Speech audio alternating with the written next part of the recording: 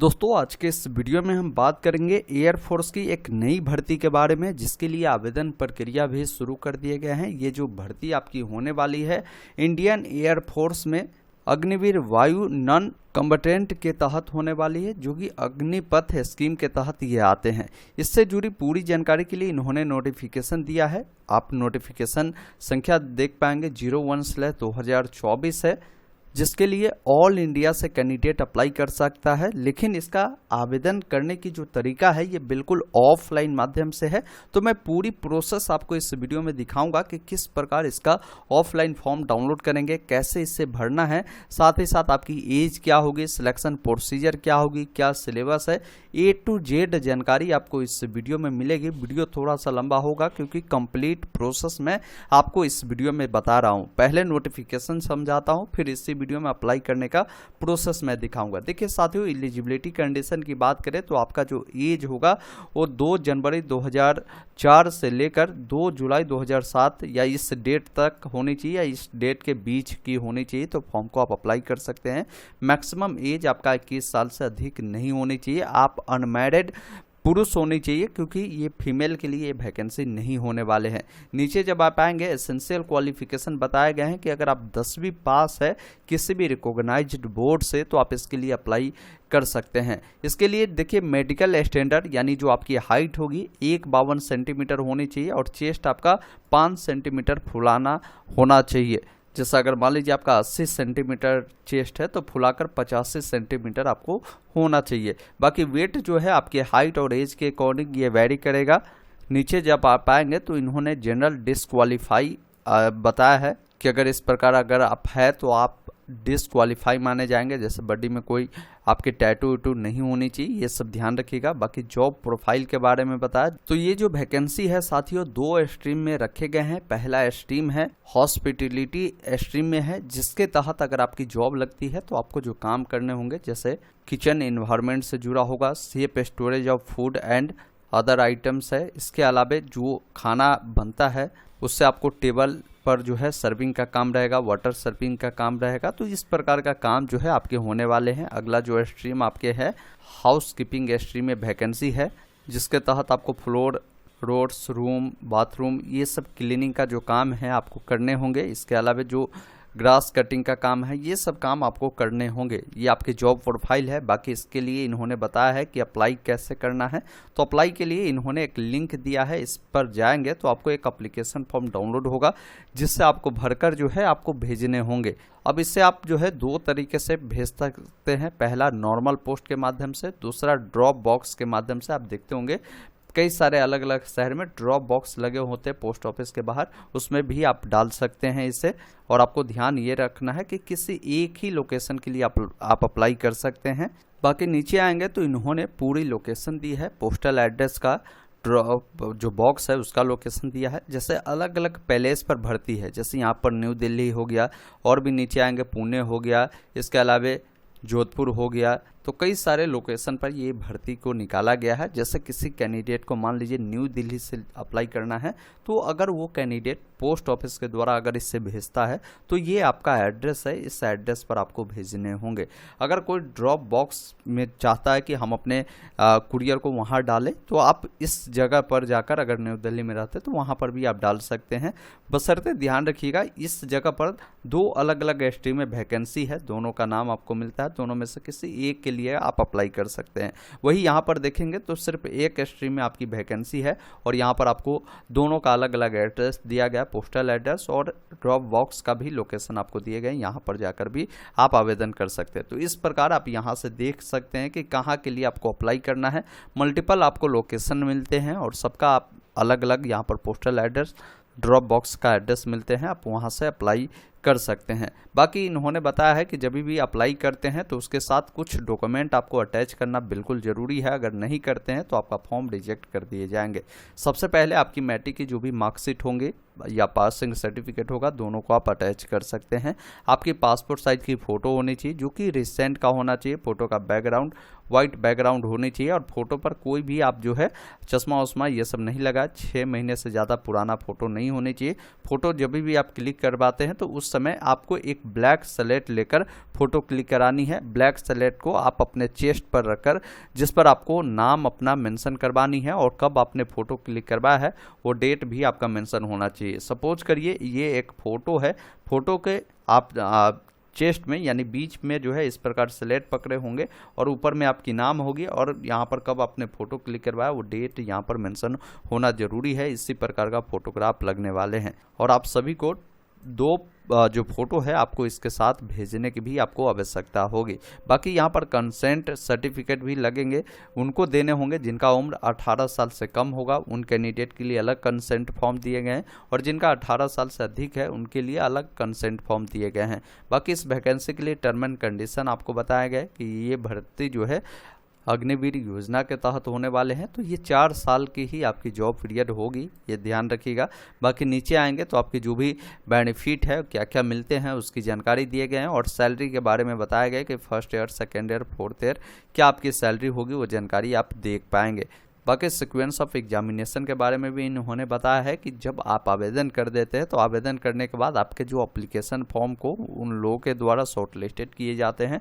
Shortlisted student का जो admit card है वो इशू किया जाता है रिटन टेस्ट के लिए और आपको जो है रिटन टेस्ट जब देने आने होते हैं तो उस समय ही आपकी डॉक्यूमेंट वेरिफिकेशन कर ली जाती है। तो सेंटर पर आते समय आपको कुछ डॉक्यूमेंट अपने साथ कैरी करना जरूरी होगा, जो आपके आधार कार्ड होंगे, इसके अलावा आपके कैरेक्टर सर्टिफिकेट होंगे, 6 महीने से ज़्यादा पुरानी नहीं होगी। ओरिजिनल 10th की जो पासिंग सर्टिफिकेट है ये आपको लगेंगे, 10th की मार्कशीट लगेंगे। अगर आपके पास एक्सपीरियंस सर्टिफिकेट है तो ये भी आप लेकर आएंगे। बाकी जब आपका रिटन टेस्ट होगा तो फेज 1 में इन्होंने बताया है कि ये 20 मार्क्स होंगे, जिसमें जनरल इंग्लिश से 10 नंबर के प्रश्न होंगे और जनरल नॉलेज से जो है 10 नंबर के प्रश्न होंगे। फिर इसमें अगर आप क्वालिफाई कर जाते हैं तो फेज़ 2 होगा जो कि फिजिकल फिटनेस टेस्ट होगा, जिसमें आपकी हाइट, चेस्ट ये सब चेक किए जाएंगे। इसके बाद आप सभी का रनिंग कराई जाएगी जो कि 1.6 किलोमीटर का होगा, जिसके लिए टाइमिंग 6 मिनट 30 सेकेंड आपको दिए जाएंगे। फिर फिजिकल फिटनेस टेस्ट आपकी 2 होगी, उसके बारे में भी आपको जानकारी दिए हैं। पुशअप जो आपके होंगे, सिटअप्स होंगे, इसके बाद 20 स्क्वाट्स होंगे, वो सारा जानकारी आपको मिल जाएगी। उसके बाद फेज 3 होंगे, फिर आप सभी का फेज 4 होंगे जिसमें आपकी मेडिकल वेरिफिकेशन होगी, फिर आपकी ज्वाइनिंग प्रक्रिया करा ली जाएगी। तो ये इनका ओवरऑल पूरा जानकारी था जिसके बारे में मैंने आपको बताया। अगर आप इसके लिए चाहते हैं फॉर्म को फिल करना तो मैं इसका लिंक नोटिफिकेशन का भी और फॉर्म डाउनलोड करने का भी लिंक मैं आपको डिस्क्रिप्शन बॉक्स में दे दिया है, आप जाकर डाउनलोड कर सकते हैं। सबसे पहले मैंने आपको बताया कि जो फोटो है जिस अनुसार गाइडलाइन है उसी अकॉर्डिंग का फोटो जो है आपको चिपकानी है, जिस पर स्लेट पकड़कर आपका नाम और साथ में आपका फोटो कब क्लिक हुआ वो मेंशन होना जरूरी है। और साथ में आपको एक क्रॉस सिग्नेचर भी करना हो क्योंकि फोटो सेल्फ अटेस्टेड बोले गए हैं। यहाँ पर रोल नंबर और रजिस्ट्रेशन नंबर ये आपके पास नहीं है, इसको ब्लैंक छोड़ना है क्योंकि ये फिल किए जाएंगे ASC के द्वारा, यानी उनके द्वारा ये फॉर्म में ये डिटेल फिल की जाएगी। उसके बाद यहाँ पर बताना है स्ट्रीम, किस स्ट्रीम के लिए अप्लाई करना है। तो मैंने आपको बताया है कि 2 स्ट्रीम में वैकेंसी है, जिस भी स्ट्रीम के लिए अप्लाई करना चाहते हैं उस स्ट्रीम का नाम आप यहाँ पर लिखेंगे। 1 नंबर में पूछा गया कि आपका नाम क्या है। मैं जो भी इसमें डिटेल फिल किया हूँ ये बिल्कुल डमी डिटेल है, इससे किसी व्यक्ति से कोई भी लेना देना नहीं है। आप अपना जो भी डिटेल भरेंगे वो बिल्कुल 10th के मार्कशीट के अकॉर्डिंग ही भरेंगे। हर जगह इन्होंने बताया कि 10th के सर्टिफिकेट या मार्कशीट के अकॉर्डिंग ही जानकारी को फिल करें। तो आपका जो नाम है आप कोशिश करें बड़े अक्षरों में ही लिखने का। अपना नाम लिखिए, आप अपना आधार नंबर लिखेंगे, पिताजी का नाम लिखेंगे, पिताजी क्या करते हैं वो बताएंगे, माताजी का नाम लिखेंगे, डेट ऑफ बर्थ आपकी क्या है वो बताएंगे और साथ में आपको बताना है कि आपका डेट ऑफ बर्थ कितने ईयर कितने मंथ हो रहा है वो आपको बतानी है। तो इसके लिए आप एज कैलकुलेटर जो आता है इसका आप उपयोग कर सकते हैं, जिसमें आपको अपना डेट ऑफ बर्थ बतानी है और फॉर्म भरने का जो लास्ट डेट है, लास्ट डेट के अकॉर्डिंग डेट आपका जो काउंट होगा वो होगा। फॉर्म भरने का लास्ट डेट 2 सितंबर 2024 है। आगे चलकर अगर इसका डेट एक्सटेंड होता है तो मैं भी इसका अपडेट आपको दे दूंगा अपने नीचे दिए गए लिंक के माध्यम से। आप जब कैलकुलेट करेंगे तो यहाँ पर आपको बता देगा कि आपका एज कितना ईयर कितना मंथ हो रहा है, वो आपको जानकारी यहाँ पर देनी है। नेशनलिटी में इंडियन आपको बतानी है। 5 नंबर में आपसे पूछा गया कि आपकी शादी हो चुकी है तो आप मैरिड करें तो फिर आप इसके लिए एलिजिबल नहीं होंगे। अनमैरिड है तो अनमैरिड के सामने आपको टिक करना है, इसको कटेस्ट कर सकते हैं या छोड़ सकते हैं, सही।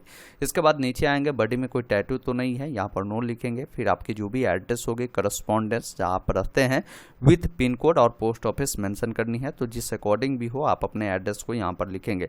जो भी ईमेल आईडी आपका होगा ईमेल आईडी को आपको देनी है, मोबाइल नंबर आपको फिल करनी है और जो भी आपका परमानेंट एड्रेस होगा उससे लिखना है, जिसमें पोस्ट ऑफिस और पिन कोड भी मेंशन होना जरूरी है। जो भी आपका पुलिस स्टेशन होगा उससे आपको बतानी है, साथ में आपकी जो भी एजुकेशनल क्वालिफिकेशन होगी उसके बारे में बताएंगे। साथियों, इसके लिए फॉर्म भरने के लिए मैंने बताया ही 10th पास होना जरूरी है। अगर कोई कैंडिडेट 12 पास है तो 12th की भी जानकारी दे सकते हैं। जैसे 10th आपने किस बोर्ड से पास आउट किया है, बोर्ड का नाम लिखेंगे, सर्टिफिकेट जो आपको 10th के मिले होंगे सर्टिफिकेट नंबर आपको बतानी है।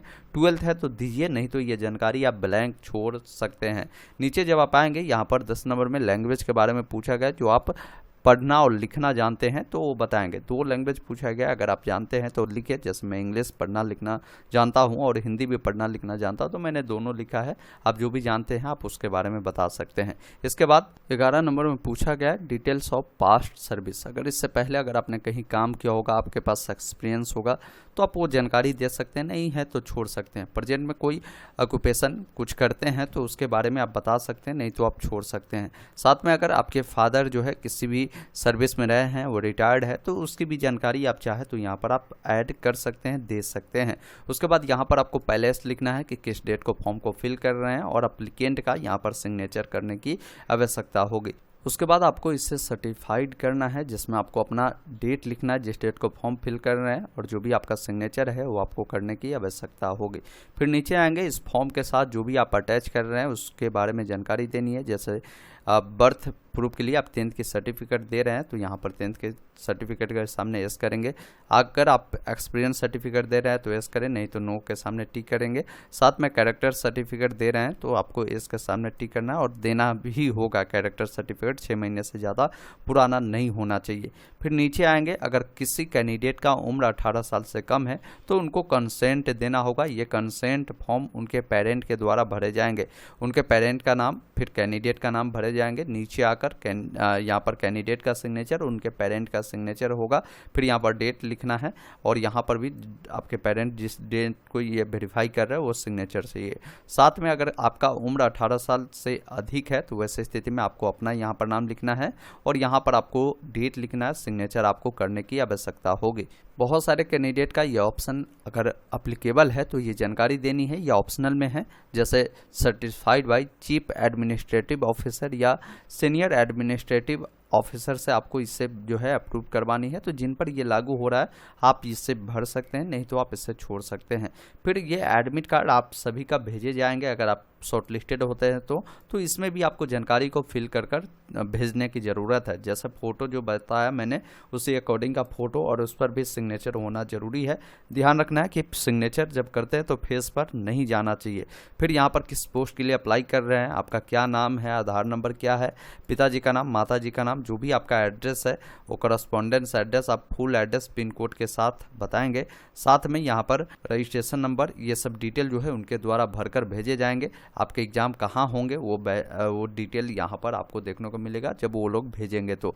उसके बाद ये 4 पेज का ये फॉर्म था, मैंने चारों को भरना बताया। अब इन चारों को क्या करना, आपको प्रिंट आउट कर जिस अनुसार मैंने बताया उस अनुसार भरकर एक लिफाफा आपको लेनी है, या आपके आसपास कोई ड्रॉप बॉक्स है तो वहाँ पर भी इसे डाल सकते हैं। अब लिफाफा के ऊपर में आप लिख सकते हैं application for the post of, post का आप नाम बता सकते हैं।